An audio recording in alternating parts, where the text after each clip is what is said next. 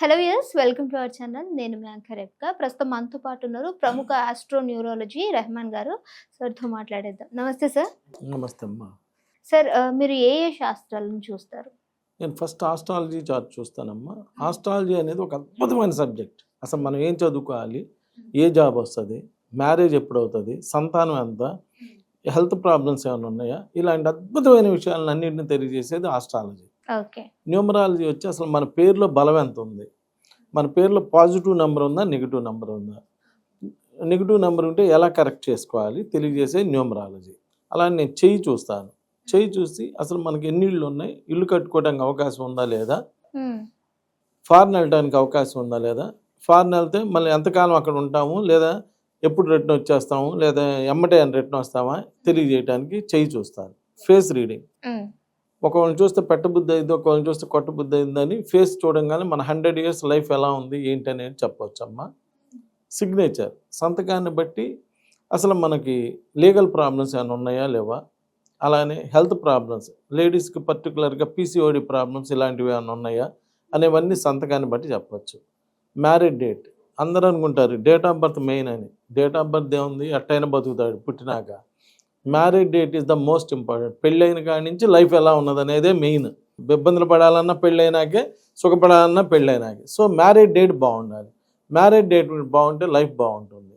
ఇలా అన్ని రకాల శాస్త్రాలు చూసి ఒక అద్భుతమైనటువంటి ప్రిడిక్షన్ అవ్వటం జరుగుతుంది. కాబట్టి ఇవన్నీ కూడా నేను ఈ సబ్జెక్ట్స్ అన్ని ఫాలో అవుతాను. సార్ నిక్ నేమ్ వల్ల ఏమన్నా నష్టాలు ఉంటాయంటారా? నేను చెప్పానని ఎవ్వరూ నమ్మొద్దమ్మా.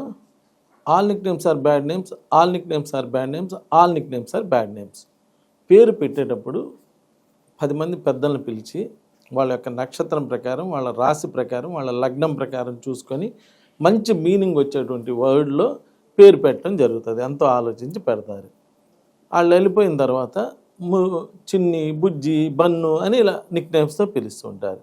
అలా పిలిచేటువంటి నిక్ నేమ్స్ అన్నీ బ్యాడ్ నేమ్స్ అమ్మ. ఒకసారి నా దగ్గర ఒక ఇంజనీరింగ్ ఫైనల్ ఇయర్ చదువుకునే అమ్మాయి త్వరగా కాలేజీకి వెళ్ళి త్వరగా ఇంటికి వస్తే ఇంకా ఎక్కువ చదువుకునేదని వాళ్ళ పేరెంట్స్ పాజిటివ్గా ఆలోచించి ఒక ఆటో పెట్టారు. అంతకుముందు బస్సులో వెళ్ళి వచ్చాయి, ఎగ్జామ్స్ దగ్గరలో ఉన్నాయని ఒక ఆటో పెట్టారు.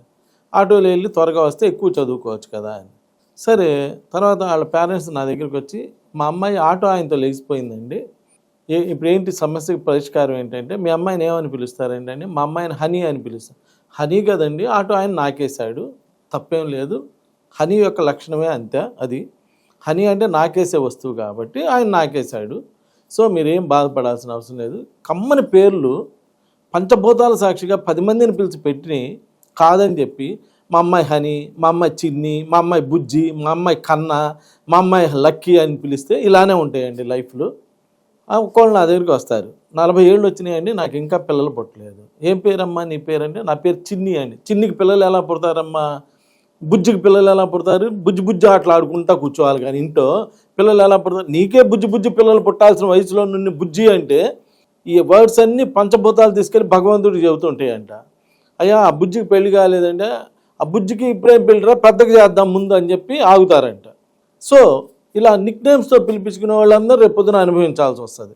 కాబట్టి ఏ పేరుతో అయితే పెట్టారో ఆ పేరుకు ఒక బలం, ఆ పేరు చాలా ఆలోచించి పంతులుగారిని పిలిచి దానికి ఫంక్షన్ చేసి పెడతారు. కాబట్టి ఆ పేరు యొక్క బలం చూసుకొని చక్కగా అదే పేరుతో పిలిపించుకుంటే లైఫ్లు బాగుంటాయి. లేకపోతే అనవసరమైనటువంటి ఇబ్బందులు ఎదుర్కోవాల్సి వస్తుంది. నమస్కారం.